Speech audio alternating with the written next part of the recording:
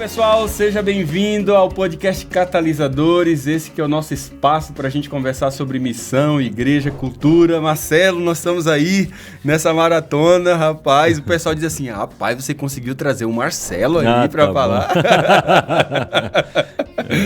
Isso foi fácil. Marcelo, o que é isso, um rapaz? Prazer estar aqui. Na verdade, assim, Marcelo, eu sempre falo isso contigo. Se a gente for olhar, a gente tem poucas pessoas que, na verdade, fizeram estudos missiológicos em termos de doutorado. No Brasil só tem o quê? 2? 3?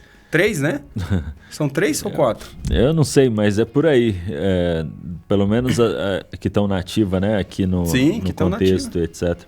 Mas, graças a Deus, tem vários outros que estão se desenvolvendo. Estão vindo, estão aí já no mestrado e estamos incentivando para que vários outros continuem estudando, doutorado, etc. Que legal. E lógico, não é só o título, mais do que o título é trazer isso para a prática, ajudar a compreensão mais adequada sobre a Igreja Missão e ajudar para que as nossas iniciativas, estratégias, que a vida dos nossos irmãos sejam impactadas, né? Eu creio nessa questão da gente começar a conversar para trazer consciência.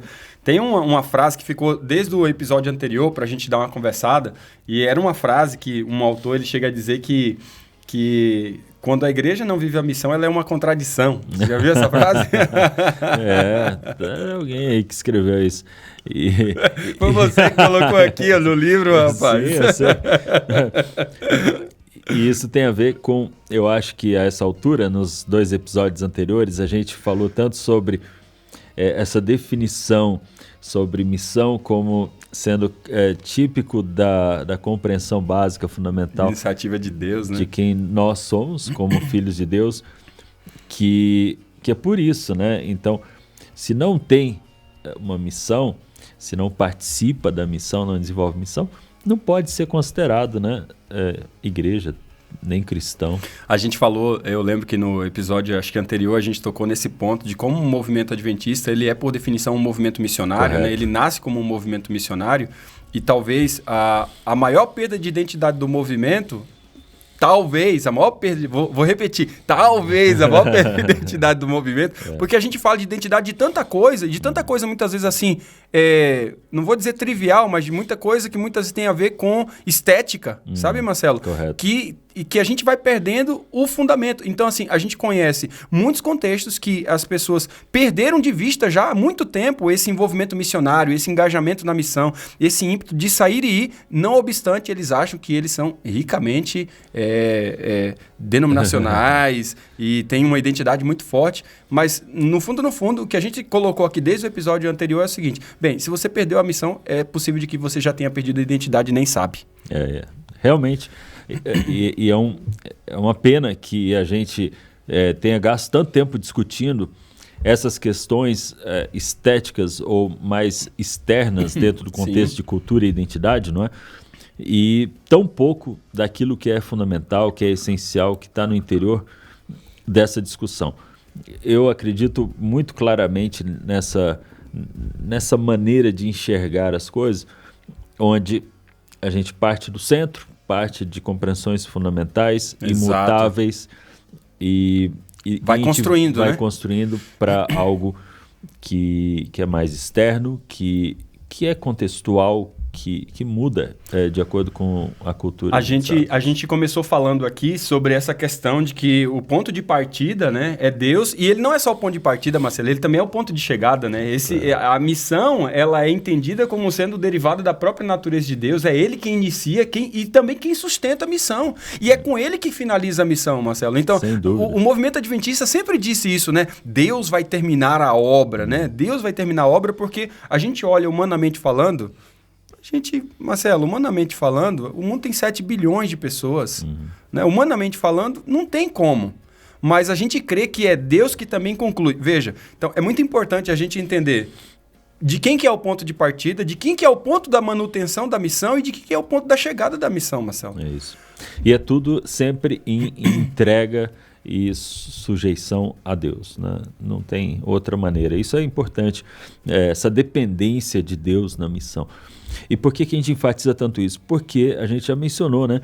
A tendência do ser humano é ir em outra direção. Sim, ele quer dominar. Na cristandade, nessa mistura de instituições, nesse contexto de muita liberdade, historicamente, o ser humano tem ido na direção de independência de Deus. Não tenha dúvida. Né?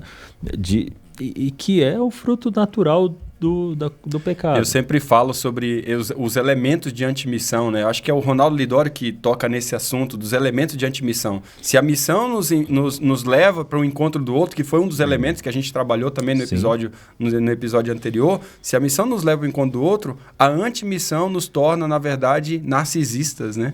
Lógico. E hedonistas ao mesmo tempo. Então você vê uma igreja que é muito para ela e uma igreja que quer muito prazer, ela quer programa, ela quer... E aí você vai formando consumistas e não verdadeiros discípulos que fazem discípulos. Essa realidade, Marcelo, nos leva para algumas questões. A gente falou também do segundo elemento. O primeiro elemento que a gente trabalhou no episódio anterior foi de que a missão começa com Deus e termina com Deus. O segundo elemento, que ele é um Deus que envia. Eu acho interessante que você coloca essa relação da trindade no processo do envio, né? No livro. E eu acho interessante. Toca um pouco disso aqui, porque isso aqui dá base para a gente entender até como que isso chega a nós, né? Eu acho que isso na missiologia tem sido identificada essa relação na Bíblia, e mais recentemente eu vejo o Dr. Timothy Tennant, que tem um livro que fala dessa missiologia trinitariana, e ele identifica essa relação, né? Então, Deus Pai enviando Deus Filho, e Deus Pai e Deus Filho enviando Deus Espírito Santo, e os três enviando a igreja. Nossa, isso é lindo. Dentro da Bíblia, a gente tem esses versos que falam claramente. Isso não é uma invenção, não é? Isso é uma sistematização de um ensinamento bíblico. Então, e isso é natural. Quando a gente entende que Deus envia, então a gente percebe que Deus vai, ele, dentro da Trindade mesmo, ele tem essa relação de envio.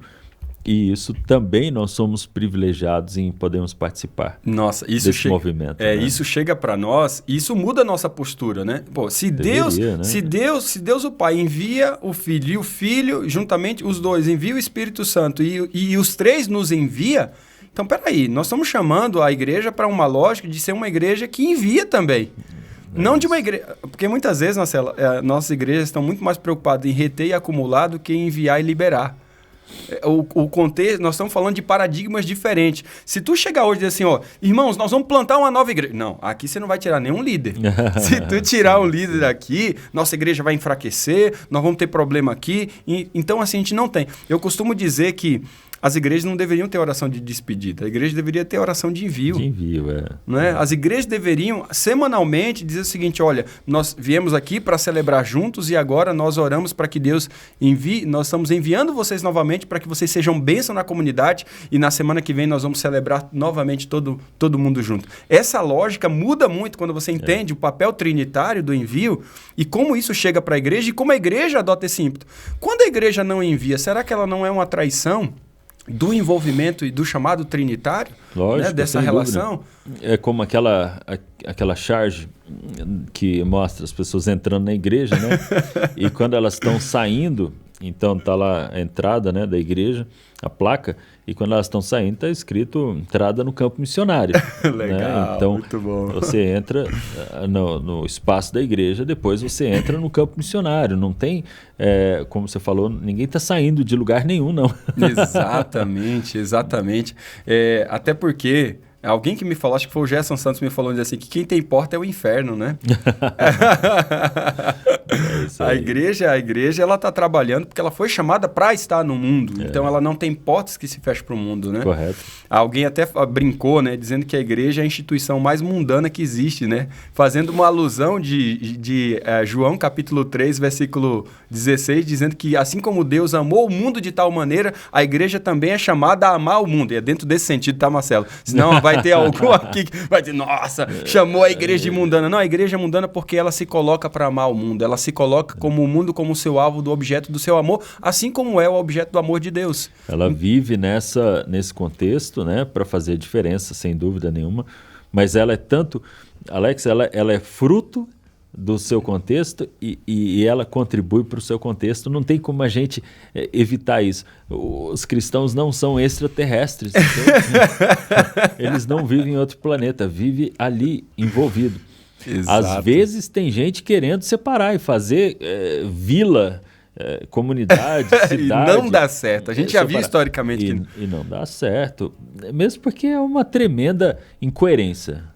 Né? Porque as pessoas estão ali, mas estão utilizando de tudo que elas podem do contexto secular. Não existe ninguém que vive independente do contexto secular.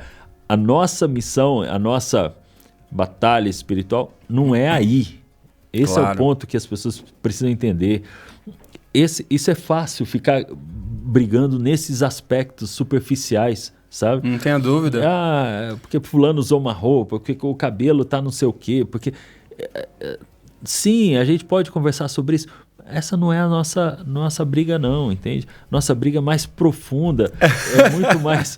É mais essencial, é mais fundamental. Eu acho que a gente se envolve tanto com essas brigas porque, no fundo dessas brigas, a gente não tem que se envolver com as pessoas, sabe, Marcelo? Bom, aí.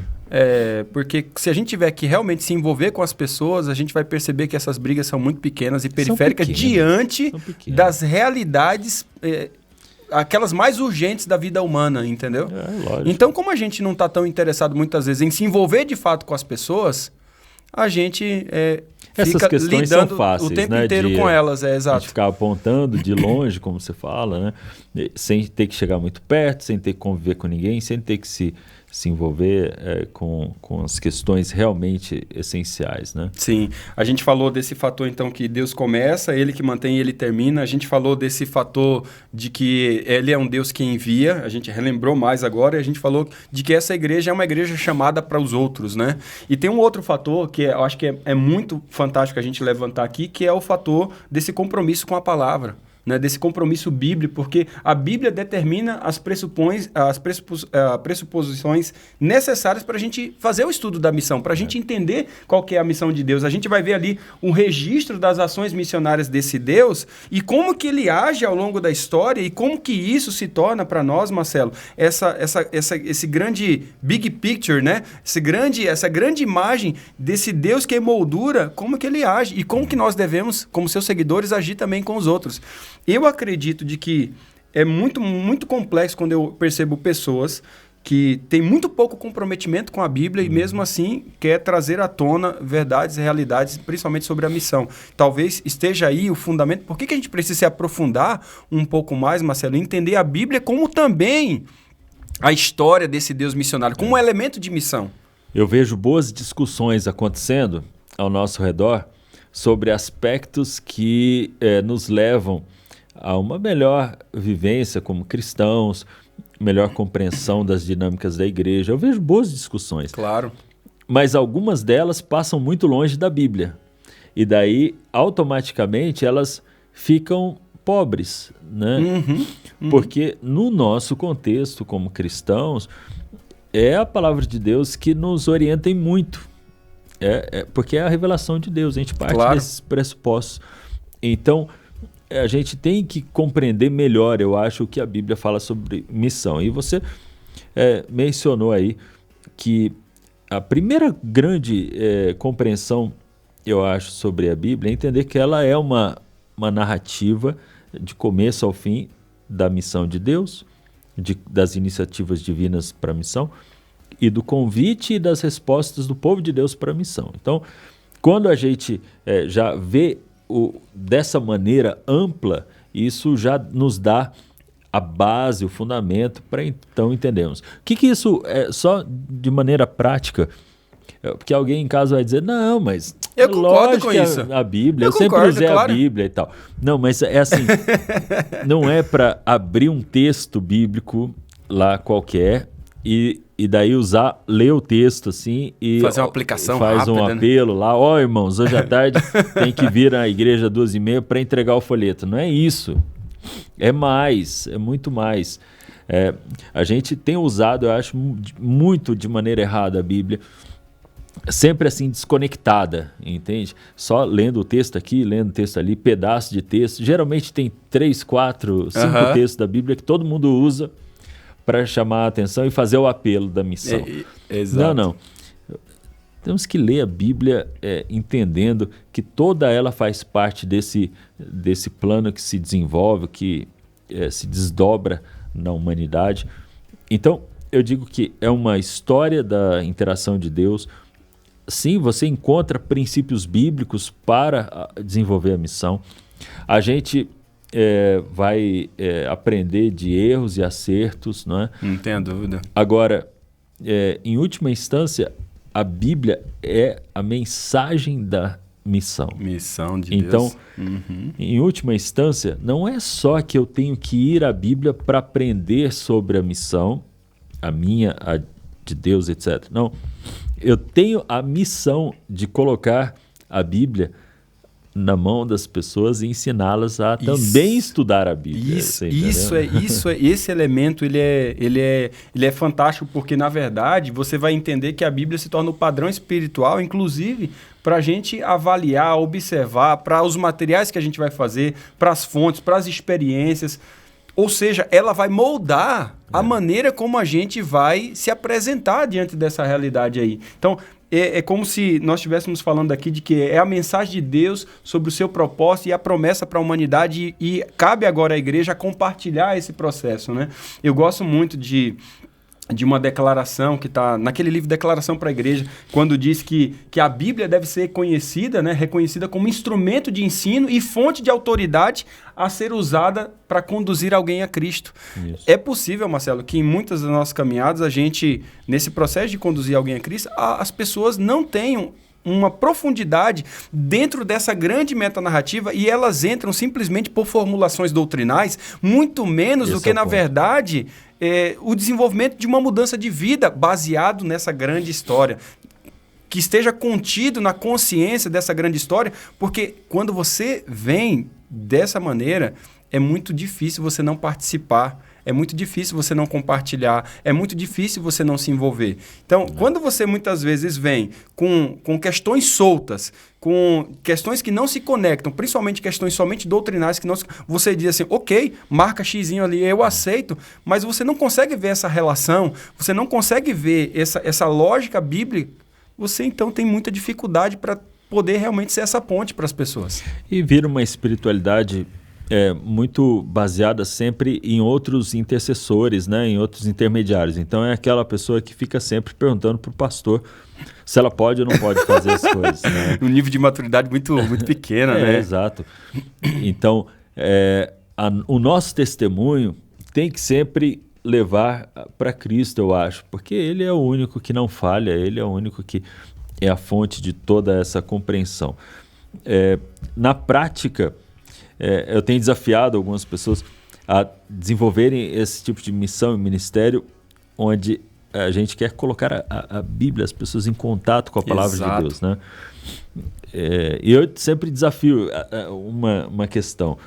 A gente faz muito pouco de tradução da Bíblia. Exato. Né? Na verdade, é algo que eu não conheço, assim, né? Que a gente tem um envolvimento, assim, principalmente organizado para esse tipo de trabalho, né? Tem algumas iniciativas assim individuais aí ao redor do mundo. Exato. Mas é interessante isso. A gente gosta muito de estudar a Bíblia. A gente precisa, como movimento adventista, né? A gente se propõe a estudar a Bíblia, ter nossas crenças, né? Muito baseadas na Bíblia. E agora a gente tem que ter a nossa missão baseada na Bíblia, né? Esse ano nós vamos... E daí a gente cria uma estratégia, um programa lá. A gente entrega muito livro também, né? E daí a gente diz assim, onde é que isso casa com a palavra de Deus? De onde você tirou essa inspiração? Quais são os princípios? Eu acho que nós temos que ter condição de sempre dizer assim, olha, porque na Bíblia eu leio, entendo, aprendo que o Espírito Santo vai à frente da missão. Porque eu entendo que todos somos convidados a participar da missão. Entendo que o Espírito Santo nos capacita... Nossa confissão de fé, né? Entende? que pode nos ajudar, mas você fazendo essa articulação do texto, né? Tem que articular com a Bíblia. Então, eu entendo que a missão na Bíblia, ela envolve o ser humano como um todo, não é? Enfim, vamos partir da compreensão bíblica e daí a gente diz, consequentemente, nesse contexto, a gente Exato. entende que nesse ano a gente deveria focar em determinado aspecto. Mas eu tenho que ver essa articulação com a palavra de Deus. Sabe? E uma articulação não baseado, como você disse já, em 2, 3 textos isolados, onde a gente cria um programa, cria uma estratégia apenas em questões que não faz parte do contexto geral. Mas você tocou num assunto aí, Marcelo, que é um assunto delicado que eu vou falar aqui agora, tá? Muito delicado, porque... tem muita gente que não, como você falou, a gente tem que partir do texto bíblico para aí a gente fazer a análise do nosso contexto, da nossa realidade, de como trazer isso de uma maneira mais contextual. Mas eu também percebo de que existe muito no nosso contexto agora, onde muitas pessoas não estão tomando como ponto de partida o texto bíblico, mas estão tomando ponto de partida outras ciências como ponto de partida. Outras ciências, onde que parece você vai enfraquecendo o texto bíblico como esse ponto de partida. Eu vejo muita gente indo para sociologia, muita gente indo para filosofia, e agora, ultimamente, até em questão política. Questão política como ponto de partida para você desenvolver, inclusive, esse locus missionário. E parece que a gente vai encontrando muita dificuldade, muitas discrepâncias quando a gente não parte do texto bíblico e a gente parte de outras ciências para tentar fazer uma reflexão que não deriva da palavra. Eu não sei se eu me fiz entender. Lógico. Diante dessa questão. E talvez, principalmente, a gente cria uma polarização grande, eu acho, quando a gente não parte do texto bíblico. Na minha perspectiva, o texto bíblico não polariza. Claro. Da maneira como nós polarizamos. Exato. Porque ele sempre propõe algo que não se alinha aos modelos humanos, né? Em tudo.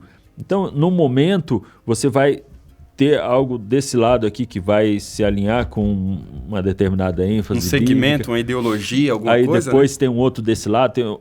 Porque a construção bíblica ela é um pouco diferente. Ela é meio que imparcial com essas questões, né? Ela, na verdade, ela se propõe a outras questões, né? Exatamente. Porque o fundamento é outro e o final é outro também, entende? Exato. Então, ela não é que ela está alheia a essas questões, não. Eu só acho que a proposta bíblica ela não se alinha para um lado ou para outro nas polarizações, entende? Ela propõe uma outra via. Eu gosto muito daquele livro do James Sire, do Universo ao Lado, quando ele fala sobre as diversas cosmovisões. Sim. E ele começa com a cosmovisão bíblica, que a partir da cosmovisão bíblica você começa a entender perguntas que as outras cosmovisões não conseguem responder. Correto. Principalmente da criação. Quando a gente falou do Deus missionário, do Deus da criação aqui, você vai ver que muitas cosmovisões vai ter muita dificuldade, vai tropeçar nesse ponto.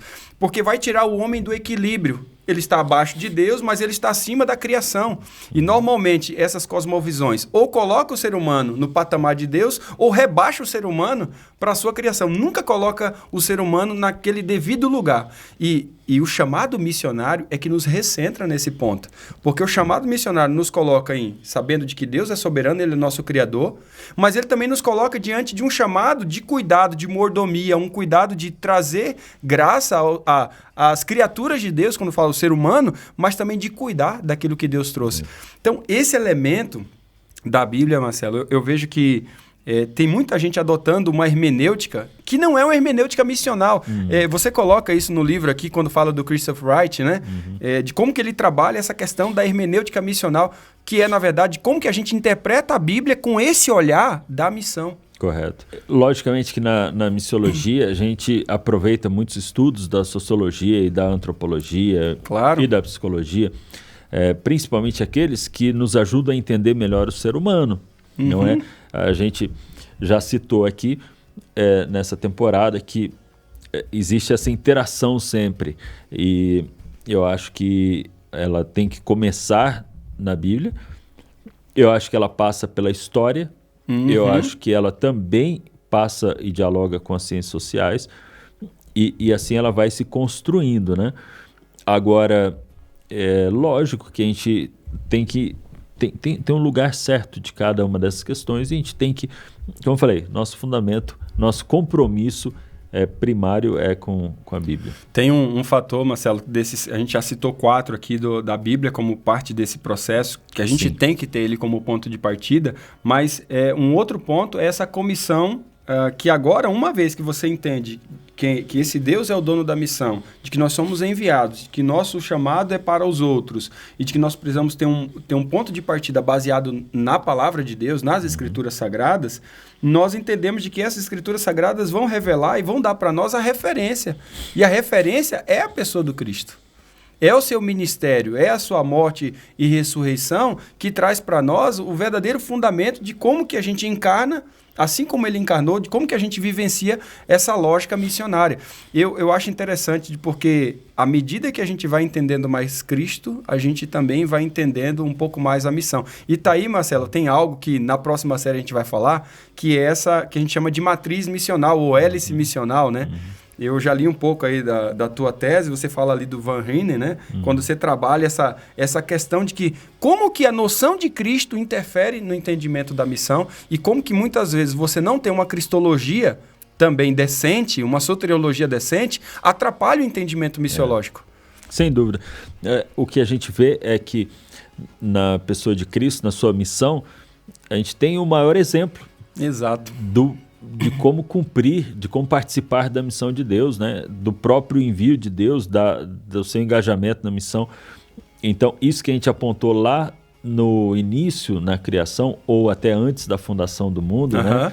Então, vai se desenrolando na história e encontra o seu auge, logicamente, na encarnação, no ministério, na vida, morte, ressurreição, ascensão de Cristo. E é por isso que ele toma esse lugar tão proeminente em termos de modelo para a nossa missão também. Alguns querem criar uma dicotomia que não existe, querem polarizar onde também não existe. Cristo é o nosso Salvador ou é o nosso modelo? Ele é os dois, não é verdade? Tem os caras que querem achar a cabeça de burro. Rapaz, então, teologia Minotauro. É lógico que ele é o nosso Salvador, não é? Mas qual é o problema, né? modelo? Qual o problema dele ser nosso modelo, Quem né? vai ser o nosso modelo, então? Então, a gente tem tido esse tipo de situação. Ou ele é uma coisa ou é outra. Então, parece assim, eu aceito a Cristo e posso viver de qualquer maneira. Entende? Exato. E o outro é como se ele seguisse a ética de Cristo sem aceitar a Cristo. Eu não sei como é que essas coisas você está falando de polos, né? O cara é o legalista ou liberal. E a gente sempre tende a querer polarizar e não achar exatamente essa prudência, né? Eu acho interessante essa lógica porque a missão da igreja ela é uma continuação da missão de Cristo. Né? E a gente vai ver isso bem claro em vários textos bíblicos, né? Porque o melhor exercício dessa missão deve ter como ponto de partida a identificação com o ministério de Jesus. Se a gente não se identifica com o ministério de Cristo, e aí, Marcelo, vem um ponto interessante, porque se a gente for olhar de fato o ministério de Jesus Cristo, nós vamos ter que alterar muitas das nossas práticas, inclusive de se misturar com as pessoas. Porque no evangelho, Jesus se mistura com muita gente ruim, come com muita gente de má reputação. Jesus é acusado de beberrão e comelão. Jesus, ele se encarna e ele vai realmente para a lógica da vida das pessoas. A maior parte do tempo dele, ele não está no prédio da sinagoga, nem no templo. A maior parte do tempo dele, ele está na rua. E o que ele está fazendo? Ele está curando, ele está ensinando, ele está pregando. Eu acho que muitas vezes parece que o ministério de Jesus Cristo é muito contracultural daquilo que a gente normalmente imagina. Eu acho que na próxima série a gente vai poder abordar um pouco mais. Tá bem. Mas você já pode dar uma palhinha, se quiser, aí, daquilo que a gente pode, né? Não, acho que você já destacou vários aspectos importantes dessa questão. E também vejo pessoas levantando essa bandeira, né? Não, mas Cristo era... Você não é Cristo, por que você quer imitar Cristo? Mas nós somos imitadores de Cristo. Ele mesmo. Nós não somos, né? Claro. Ele não falou? Então, não é que nós queremos ser Cristo, mas ele é o nosso modelo. Para mim, vai voltando sempre aquele aspecto que a gente já mencionou aqui. Parece que muito do comodismo, do ser humano, essa luta para não... carnal, né? Da luta carnal para não ser transformado, para não enfrentar os seus desafios, não se render diariamente, entende? Não aceitar a graça e o poder. A gente volta, que é o fundamental, é o básico do básico da fé cristã. Eu acredito que essa missão da igreja, como extensão do ministério de Jesus, é adorar o Senhor. É esse chamado dessa relação com Ele, né? Esse chamado de anunciar as boas novas do Evangelho do Reino, sendo, ao mesmo tempo, também, Marcelo, um sinal desse reino eterno. Eu acho que esse é o trabalho da igreja. A igreja sinaliza que o reino de Deus chegou e que ele vai ser vivido em toda a sua plenitude por ocasião da segunda vinda, né? Aqui tem uma relação que a gente pode abordar depois, né? De como é que é esse negócio? Esse reino chegou, mas ele vai ser sinalizado. A gente percebe muitas vezes que tem dois grupos aqui que ficam se debatendo, né? Um quer só o reino chegou, o outro diz assim, não, o reino vai chegar. E a gente acaba muitas vezes não entendendo exatamente esse pensamento, às vezes meio maniqueísta, né? Ou é um, ou é outro. Não. Por que não é? Ele chegou, mas ele também vai se dar em sua plenitude. Né? Uma tensão saudável, né? E eu acho que essas tensões, esse tipo de pensamento, ele é compreendido dentro de uma maturidade. Uhum. Então, quando a gente fala isso, a gente está só pressupondo o seguinte: é importante todos nós entendermos que na caminhada cristã nós vamos aprendendo, a gente vai amadurecendo. Não tenho dúvida. Ou tem que acontecer isso. Se não está acontecendo, tem coisa errada. Tem um problema.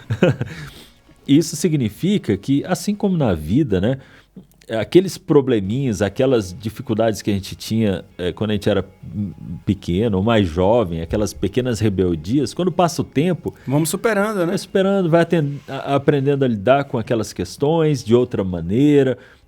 Às vezes a gente vai relevando. Então, isso é o que a gente chama de maturidade. E na caminhada cristã é assim também.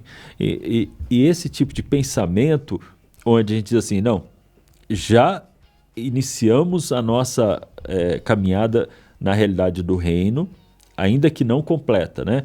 Então, já temos na Cristo a vitória de Cristo sobre o pecado, temos o Espírito Santo e o seu poder à nossa disposição, e nós já podemos ter um antegozo, uma experiência, uma palhinha, a gente já começa a sentir o que é viver no reino. Inteiramente, não, lógico que não. Claro. Isso só acontece no futuro, mas a gente já está dentro dessa realidade por causa de Cristo como nosso Salvador. É claro, é como se você estivesse pensando o seguinte, vamos pensar na vida do reino eterno. O que teria nessa vida do reino eterno e o que a gente pode desenvolver aqui ou viver aqui que pode ser uma aproximação daquilo que nós teremos eternamente ou que possa ser um milésimozinho daquilo que pode ser na glória com o Pai. Então, é essa a realidade que essa igreja chama de seguinte, olha, eu estou sinalizando um pouquinho, um gostinho para você do que vai ser lá. E como representação, essa igreja, eu imagino quando uma igreja tem uma consciência dessa, imagino o que não acontece com essa igreja na comunidade, né? Coisa extraordinária. A gente vai percebendo de que o evangelho todo, né? Tem um lema, que é o lema de Lausanne, né? A gente vai percebendo que esse evangelho todo, para o homem todo, a todos os homens, começa a ser parte desse engajamento da igreja. Eu gostei, assim, eu sempre fui muito fã de como que uma conferência de um peso tão gigantesco conseguiu resumir, né, numa frase um entendimento absurdo dessa continuidade do ministério de Jesus, que é o evangelho todo, para o homem todo, a todos os homens, né? Lausanne, né? 74. Eu acho que a importância desse lema de conseguir, assim, sintetizar tanta coisa numa frase é justamente porque ela não polariza e ela também não minimiza, pelo contrário, né? Então, ela é abrangente, ela é equilibrada e assim por diante. Mostra que... Maturidade, né? Mostra que nada menos do que o evangelho integral, como um todo. Então, isso é muito próprio do movimento adventista, eu acho, né? Claro. Nós queremos enfatizar o evangelho como todo. A gente não aceita, assim, pedaços, né, doutrinários. A gente chama isso de evangelho eterno, né? E daí a gente quer o evangelho como um todo, prestando atenção em todos os detalhes da revelação, para o ser humano como um todo também. Não só espiritual, só, não né? só físico. A gente chama, né? Tem que ser tudo. E tem que ser para o mundo todo, né? Também é típico da nossa compreensão missionária do movimento adventista não se contradiz, é bíblico, né? É a todas as nações ou todos os povos da terra.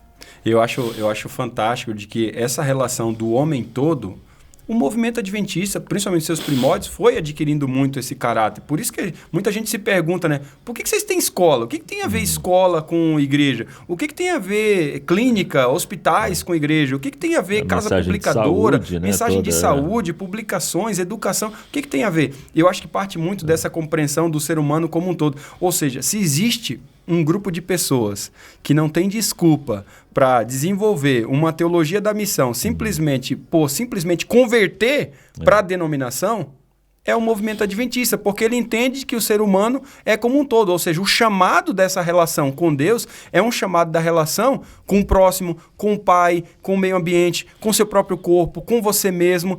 E eu acho que os livros, principalmente de Ellen White, estão recheados desse conceito, né? Recheados. Com certeza. A teologia adventista é muito pautada por essa compreensão que vem, de novo, lá da criação, né? Exato, aquela compreensão de como o ser humano foi feito. Exato. A gente sempre desemboca lá, né? Porque ali é a base, né, das compreensões todas. Então, o ser humano feito à imagem e semelhança de Deus, feito através do pó da terra e o fôlego de vida. Eu gosto, Marcelo, dessa ideia do evangelho todo, porque também a gente pode correr o risco de não colocar um evangelho integral. Talvez o termo que se usa aí fora, não dentro do nosso contexto de missão integral, talvez seja melhor compreendido de um evangelho integral, porque é impossível você não ter um evangelho integral e de uma missão que vai atender a todas as lógicas do ser humano. Faz sentido, né? Concordo. Aplicando para as discussões mais recentes, eu quero enfatizar de novo esse aspecto da polarização, né? Então, acho que as polarizações, elas não têm sido integrais, elas não fazem jus a esse aspecto holístico do evangelho, da compreensão do ser humano. Elas sempre, quando a gente vai para os extremos, todo extremista pega um ponto ou outro e super enfatiza aquele, deixando um monte de outros de lado, entende? Exato. E isso é um pensamento imaturo. Toda vez que você vê uma pessoa polarizante, eu acho que é justo a gente compreender que há um tanto de imaturidade na compreensão dela a respeito do mundo, a respeito das coisas de Deus, a respeito da igreja, da Bíblia, assim por diante. Legal. Vou pegar desse ponto de partida então. Você falou aqui, questão do mundo, que seria a sociedade, a cultura ou a cidade, a igreja e o evangelho. Se você tem evangelho mais igreja sem cidade, você tem legalista, né? Sim. Você tem legalista. Porque não tem nenhum envolvimento, você se afasta, vira exclusivo. É igual aqueles monges. As pessoas não entendem, não veem as implicações, né? A gente precisa dialogar bastante sobre isso. Eu sempre ponho esses exemplos na sala de aula. A pessoa que vive nessa combinação é como um monge católico, um monge budista, que vive fora do convívio. Mas ninguém vai compensar isso. E porque acredita numa cosmovisão que não é bíblica, é mais grega ou católica, mais de qualquer coisa, que é essa ideia de que eu vivo lá num monastério, no alto de um monte, né? Nessa introspecção todos os dias com Deus.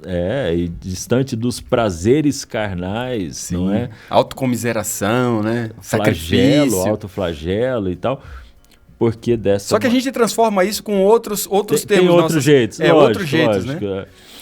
Mas, então, como se isso me elevasse para mais perto de Deus, né? E desenvolvesse uma espiritualidade saudável. Na verdade, isso, como diz o livro de Gálatas, isso é um outro evangelho, né? Porque isso não faz parte da essência do evangelho. Eu falei para você quando a gente tem aqui evangelho mais igreja sem cidade, mas pode acontecer também da gente ter evangelho mais cidade sem igreja. E aí a gente tem os perdidos no ACMS, é assim que ele pode dizer? Não, aí a gente tem pessoas que não vivem a lógica do congregar. Aí a gente tem pessoas que não vivem a lógica da comunidade de crentes, o que, na verdade, também é um erro da perspectiva do evangelho, correto? Acho que sim. Acho que um desenvolvimento saudável da espiritualidade bíblica nos leva a esse caminhar juntos. Exato. A caminhada cristã ela é sempre junto com outras pessoas. Muitas ou poucas, acho que não importa muito. Claro. E em cada contexto vai ser um pouco diferente e tá tudo bem, mas não sozinha, sempre junto. Exato. Com outros, né? E é nesse caminho que a coisa vai, se ela for saudável, vai acontecer assim. Lembrando só o seguinte, que a gente tem que cuidar para não querer dizer que a pessoa, para isso, esse igreja... Sim. A gente, em outro momento, a gente porque é difícil definir igreja nesses aspectos. A gente tem que tentar redefinir um pouquinho igreja também, só para não querer dizer assim que se tiver 20 membros, você pode ser igreja agora. Pode ser isso, mas eu me lembro também, crescendo na igreja adventista, que às vezes, quando você tinha 2 ou 3 membros só num culto durante a semana, que chegava no final de semana... Agora você não é igreja, é um pequeno grupo. O pastor dava uma bronca muito grande, né? Não, porque a sua vida espiritual, você não estava aqui na quarta-feira, você entendeu? Esse tipo de coisa. E daí já... Então, significa que você está isso e aquilo e tal, porque o membro não estava naquele lugar, naquela hora, de acordo com a vontade dele, etc. E não estou criticando no sentido... reconheço que... Tem essa importância, né? Não, e faziam... com boas intenções. Mas só para dizer o seguinte, que esse desenvolvimento saudável que eu estou falando, onde a comunidade... É a comunhão dos crentes, né? A comunhão dos crentes, ela não significa que ela se dá exatamente como eu quero que ela tenha que acontecer. Então, assim, se não vier no meu culto aqui, exato, então a pessoa está perdida. Eu acho que a gente tem até porque, né, Marcelo, tem lugares que é proibido o culto, né? Então a gente poderia dizer que não tem igreja? Tem que cuidar um pouquinho exato, com essa tipo de... Mas, enfim, de qualquer maneira, a gente está trabalhando aqui num contexto... num conceito, né? Num contexto onde a gente tem essa liberdade, tem essa oportunidade de poder congregar, de estar junto, de vivenciar um relacionamento, né? É fato de que não existe lugares que não tem contexto. O que eu estava querendo dizer aqui você pode ter evangelho e você pode ter envolvimento com a cidade, esse conceito, mas perdeu o conceito do que é ser igreja. Perdeu o elemento de corpo de Cristo. Isso. Né? Perdeu esse elemento corpo de Cristo. O outro lado da moeda é quando você tem o elemento cidade, igreja, sem evangelho. Isso. E todas essas são questões que a gente acabou lidando aqui, que são questões que partem sempre dessas polarizações que trazem de certa forma, essa imaturidade. Então, eu acho que, de forma geral, desculpa, Alex. Claro. Esse igreja, entre aspas, né, e mundo, é o que a gente considera mais uma ONG do que uma igreja, correto? E eu não desprezo esse bom serviço que se presta, não. Eu acho que tudo que é para ajudar o ser humano, ele é bem-vindo. Eu acho que se a gente está trabalhando para resgatar a imagem de Deus no semelhante, seja ela no aspecto físico, mental, espiritual, a gente está contribuindo. Agora, ela vai ser deficiente também, entende? É claro. A gente já discutiu um pouco sobre isso. Se ela não tiver... ou pelo menos da nossa perspectiva, que nós nos pautamos pela cosmovisão bíblica.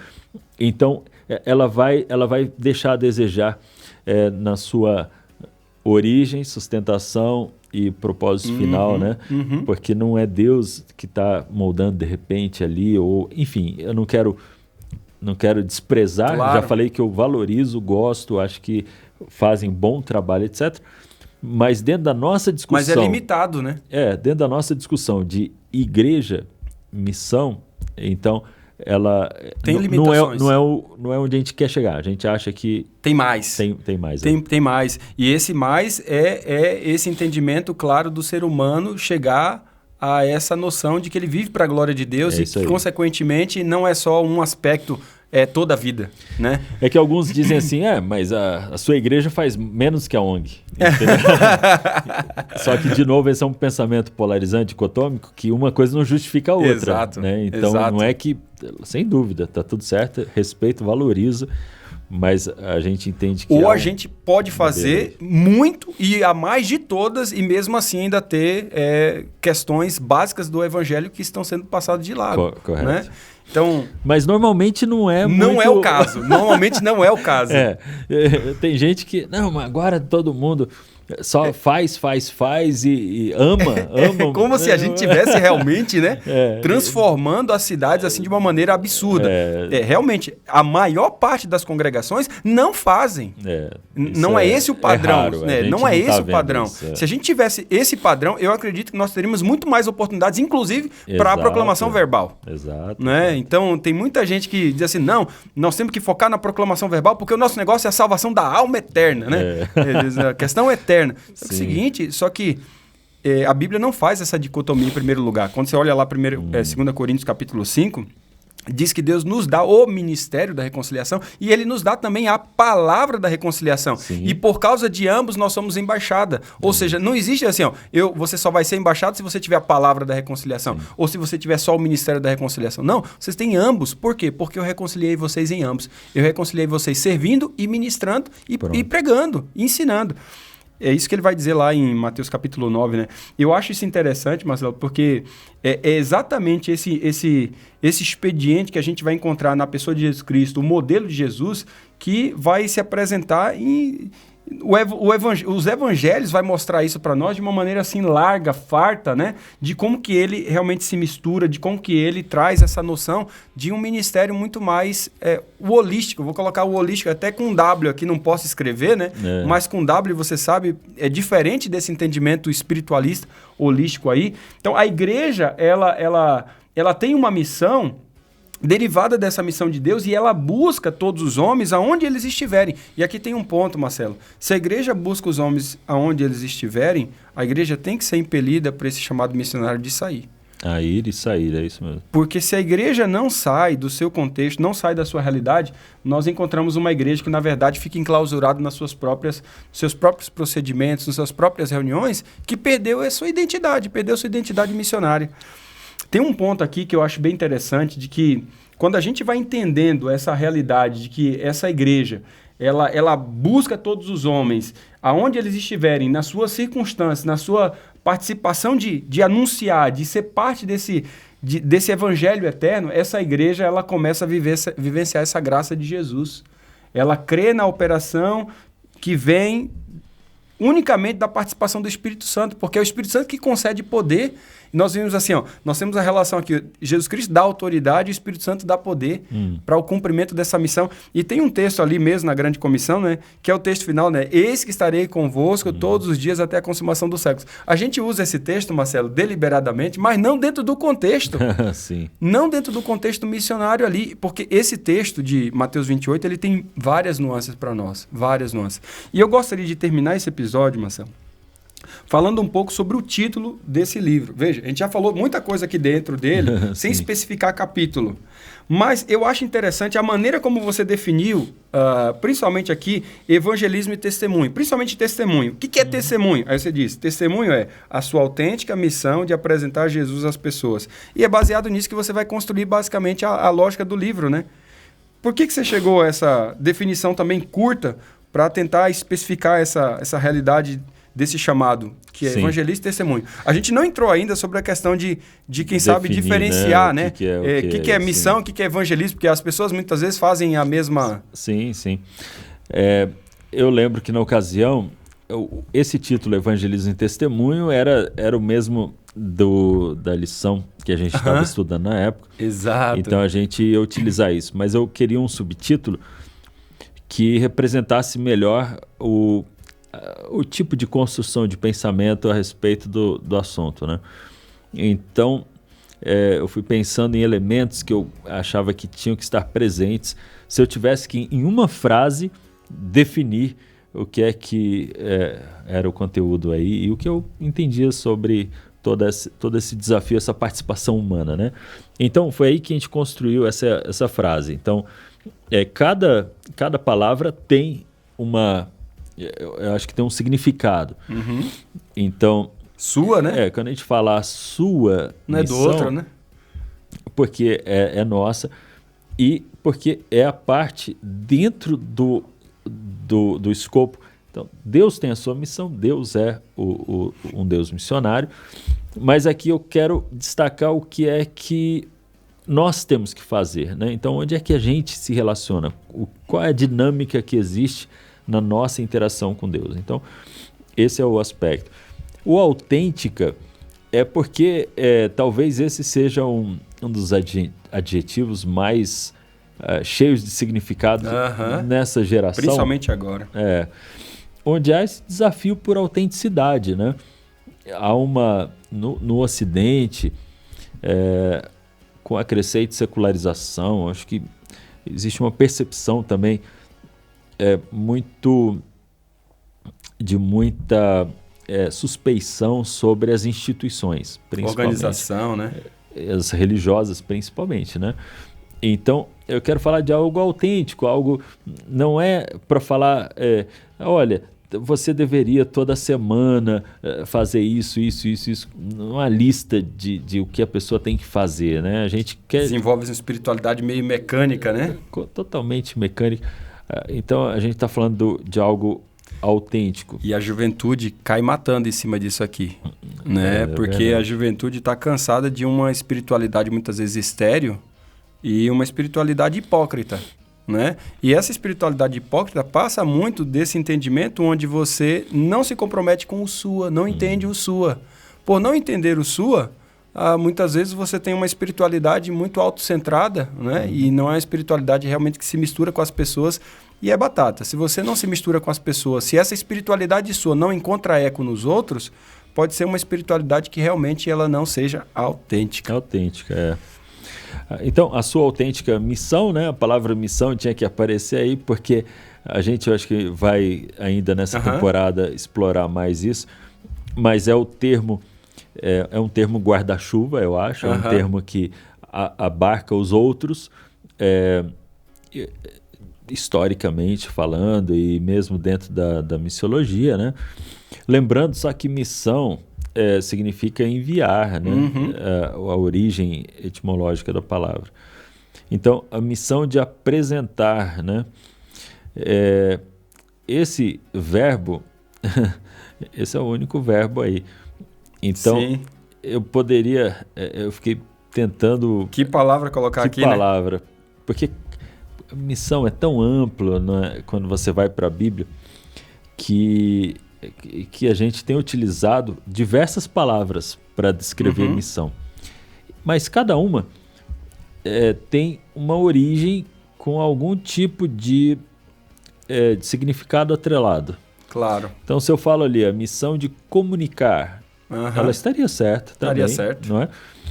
Mas daí eu estou pensando na dinâmica comunicacional, que é uma delas, né? O pregar, se poderia colocar aqui? Pregar poderia ser outro, não é? E proclamar. Estou pensando... Então, cada uma... Nessa questão mais verbal, né? Cada uma delas traz um viés diferente dentro da missão, que eu acho que é amplo, não é tão limitado.